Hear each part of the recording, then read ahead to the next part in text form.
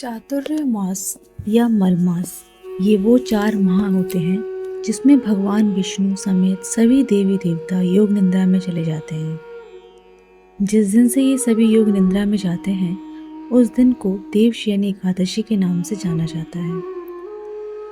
आषाढ़ मास के शुक्ल पक्ष की एकादशी देवशयनी एकादशी कहलाती है। शिव परिवार को छोड़ सभी देवी देवता निद्रासन में चले जाएंगे।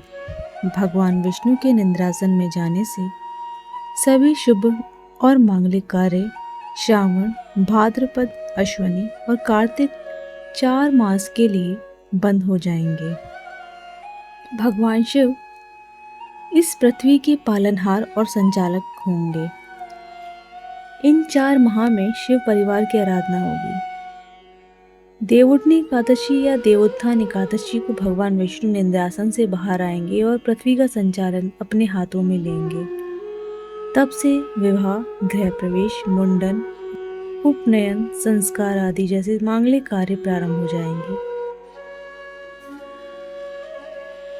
अब आपके मन में प्रश्न होगा कि आखिर भगवान विष्णु चातुर्मास में ही निद्रासन में क्यों चले जाते हैं? तो आइए इस जवाब को पुरानी कथा से समझते हैं।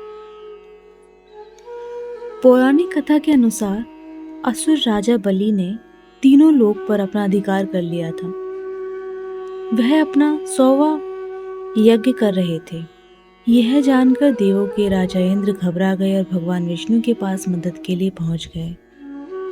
इंद्र को भयभीत होते देख भगवान विष्णु ने सोचा कि अब उनके वामन अवतार का समय आ गया है।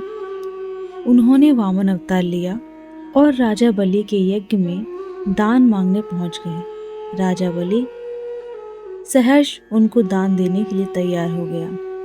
तब भगवान विष्णु ने उससे 3 पग धरती दान में मांगी। इस बात को सुनकर असुरों के गुरु शुक्राचार्य ने बलि को समझाया कि इसमें कुछ रहस्य है, लेकिन बलि ने दान देने का वचन दे दिया था। उसने वामन देव से 3 पग धरती नाप लेने को कहा।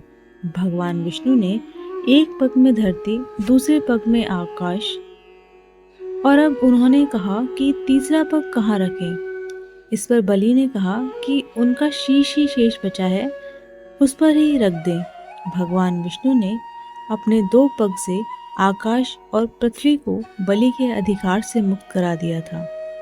इंद्र की समस्या खत्म हो गई थी। राजा बलि की दानशीलता और वचनबद्धता से भगवान विष्णु अत्यंत प्रसन्न हुए।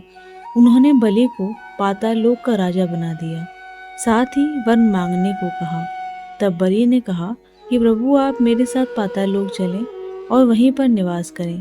भगवान विष्णु अपने वचन से बंधे थे। उन्होंने अपने भक्त की इच्छा पूरी की और पाताल लोक चले गए, वहीं पर रहने लगे। यह देख माता लक्ष्मी समेत सभी देवता चिंतित हो गए। फिर माता लक्ष्मी एक दिन गरीब महिला बनकर राजा बलि के पास पहुंची और उसे राखी बांधकर अपना भाई बना लिया। उन्होंने बलि से कहा कि वे भगवान विष्णु को उनके वचन से मुक्त कर दें ताकि वे अपने धाम वैकुंठ में रह सकें। बलि ने भगवान विष्णु को वचन से मुक्त कर दिया। तब श्री हरि ने अपने भक्त बलि को वरदान दिया कि वे हर वर्ष आषाढ़ शुक्ल पक्ष की एकादशी से कार्तिक शुक्ल पक्ष की एकादशी तक पाताल लोक में ही रहेंगे। इस वजह से हर वर्ष चातुर्य मास में भगवान विष्णु योग निद्रा में चले जाते हैं।